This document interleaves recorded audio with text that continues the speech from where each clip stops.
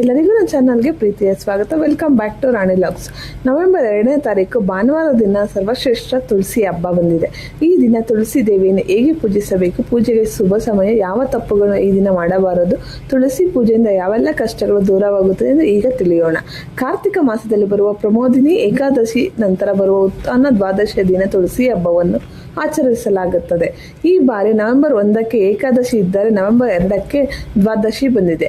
ಎಲ್ಲ ಹಬ್ಬ ಹರಿದಿನಗಳಲ್ಲಿ ಮನೆಯ ಹೊರಗೆ ಬಾಗಿಲಿನ ಬಳಿ ಇಡುವ ತುಳಸಿಯನ್ನು ತುಳಸಿ ಹಬ್ಬದಲ್ಲಿ ಮಾತ್ರ ಮನೆ ಒಳಗೆ ತಂದು ಅಲಂಕಾರ ಮಾಡಿ ದೀಪಗಳನ್ನು ಬೆಳಗಿಸಿ ವಿಶೇಷವಾಗಿ ವಿಷ್ಣು ಲಕ್ಷ್ಮಿ ಸ್ಮರಣೆ ಮಾಡುತ್ತಾ ಪೂಜಿಸಲಾಗುತ್ತದೆ.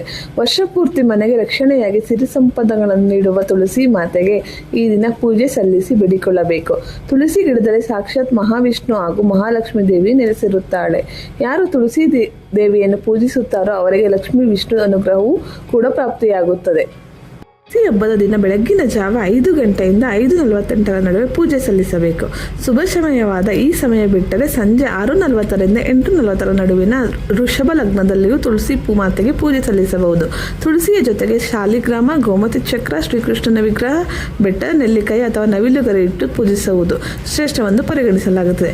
ತುಳಸಿ ದೇವಿಯ ಪೂಜೆಗೆ ಮುನ್ನ ಗಣಪತಿಗೆ ಪೂಜೆ ಸಲ್ಲಿಸಬೇಕು. ಬಳಿಕ ಮನದೇವರನ್ನು ಪೂಜಿಸಿ ತುಳಸಿ ಹಾಗೂ ಶ್ರೀ ವಿಷ್ಣುವಿಗೆ ಪೂಜೆ ಸಲ್ಲಿಸಬೇಕು. ತುಳಸಿ ಕಟ್ಟೆಗೆ ಸೀರೆ ಅಥವಾ ರವಿಕೆ ಕಣ ಉಡಿಸಿ ಅಲಂಕಾರ ಮಾಡಿ ಬಹಳ ಸುಂದರವಾಗಿ ಪೂಜೆ ಮಾಡುತ್ತಾರೆ. ತುಳಸಿ ದೇವಿಗೆ ಸೀರೆ, ರವಿಕೆ ಉಡಿಸುವುದು ಸರಿ, ಆದರೆ ವಿವಿಧ ರೀತಿಯ ಬಣ್ಣಗಳ ಲೈಟ್ಗಳನ್ನು ತುಳಸಿ ಗಿಡಕ್ಕೆ ಕಿರಿಕಿರಿ ಮಾಡುವ ವೈರಲ್ಗಳನ್ನು ಬಿಟ್ಟು ಪೂಜೆ ಮಾಡಬೇಡಿ. ಬದಲಾಗಿ ತುಳಸಿಯ ಸುತ್ತ ಆದಷ್ಟು ಶ್ರೇಷ್ಠ ಮಣ್ಣಿನ ದೀಪಗಳನ್ನು ಬೆಳಗಿಸಿ ಪೂಜೆ ಮಾಡಿ. ನೆಲ್ಲಿಕಾಯಿಯ ದೀಪಾರಾಧನೆ ಮಾಡಿದರೆ ತುಳಸಿ ದೇವಿ ಭಕ್ತರ ಕೋರಿಕೆಗಳನ್ನು ಶೀಘ್ರವಾಗಿ ನೆರವೇರಿಸುತ್ತಾಳೆ. ಸಂಜೆ ಸಮಯದಲ್ಲಿ 5 ಜನ ಮುತ್ತೈದರನ್ನು ಕರೆಸಿ ಬಳೆ, ಅರಿಶಿನ, ಕುಂಕುಮ, ತಾಂಬೂಲ, ಹಣ್ಣುಗಳನ್ನು ನೀಡಿ ಗೌರವಿಸಿ ಅವರ ಆಶೀರ್ವಾದ ಪಡೆಯಿರಿ.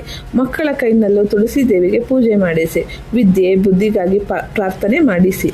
ಇದರಿಂದ ಮಕ್ಕಳ ಜೀವನವು ಸುಂದರವಾಗುತ್ತದೆ. ಎಷ್ಟೇ ವಯಸ್ಸಾದರೂ ಮದುವೆ ಭಾಗ್ಯ ಕೂಡಿ ಬರುತ್ತಿಲ್ಲವೆಂದರೆ ತುಳಸಿ ಹಬ್ಬದ ದಿನ ತುಳಸಿ ಮಾತೆಗೆ ಸಂಕಲ್ಪ ಮಾಡಿ ಕೆಂಪು ಬಣ್ಣದ ಚಿಕ್ಕ ಶಾಲನ್ನು ಅರ್ಪಿಸಿ ತುಳಸಿ ಹಾಗೂ ಸಾಲಿಗ್ರಾಮ ರೂಪದಲ್ಲಿರುವ ವಿಷ್ಣು ದೇವರಿಗೆ ಮದುವೆ ಬೇಗ ಆಗಬೇಕೆಂದು ಬೇಡಿಕೊಳ್ಳಿ. ಇದರಿಂದ ಮದುವೆ ಭಾಗ್ಯ ಕೂಡಿ ಬರುತ್ತದೆ. ತುಳಸಿ ಪೂಜೆ ಮುಗಿದ ನಂತರ ತುಳಸಿ ಮತ್ತು ಸಾಲಿಗ್ರಾಮಕ್ಕೆ ಪ್ರಾರ್ಥನೆಯನ್ನು ಮಾಡಿ ತಾನು ಯಾವುದಾದರೂ ಹುಡುಗಿಯ ಮದುವೆಗೆ ಸ್ವಲ್ಪ ಹಣವನ್ನು ದಾನ ಮಾಡುವುದರಿಂದ ನಿಮಗೆ ಕಂಕಣ ಭಾಗ್ಯ ಕೂಡಿ ಬರುತ್ತದೆ. ಆದ್ದರಿಂದ ತುಳಸಿ ದೇವಿಯನ್ನು ಯಾರು ಸ್ಮರಿಸುತ್ತಾರೋ, ಪೂಜಿಸುತ್ತಾರೋ ಅವರಿಗೆ ಸದಾ ವಿಷ್ಣು ದೇವರ ಅನುಗ್ರಹ, ಲಕ್ಷ್ಮೀ ದೇವಿ ರಕ್ಷಣೆ, ಸಿರಿ ಸಂಪದಗಳು ಜೊತೆಗೆ ಇರುತ್ತದೆ. ತುಳಸಿ ಹಬ್ಬದ ದಿನ ತುಳಸಿ ಗಿಡದ ಬುಡದ ಕೊಂಚ ಮಣ್ಣನ್ನು ಹಣೆಗೆ ಇಟ್ಟುಕೊಂಡು ನಿಮ್ಮ ಕೋರಿಕೆಗಳನ್ನು ಕೇಳಿಕೊಳ್ಳಿ. ಹಣ, ಆರೋಗ್ಯ, ವಿದ್ಯೆ, ಉದ್ಯೋಗ, ವಿವಾಹ, ಸಂತಾನ ಯಾವುದೇ ಸಮಸ್ಯೆಗಳಿದ್ದರೂ ಇದರಿಂದ ಕಳೆದು ಶುಭ ಫಲಗಳು ಲಭಿಸುತ್ತದೆ. ತುಳಸಿ ಹಬ್ಬದ ಬಗ್ಗೆ ಈ ವಿಡಿಯೋ ಇಷ್ಟವಾದರೆ ತಪ್ಪದೇ ಭಕ್ತಿಯಿಂದ ವಿಡಿಯೋಗೆ ಒಂದು ಲೈಕ್ ಕೊಡಿ, ಶೇರ್ ಮಾಡಿ. Thank you for watching my video. Please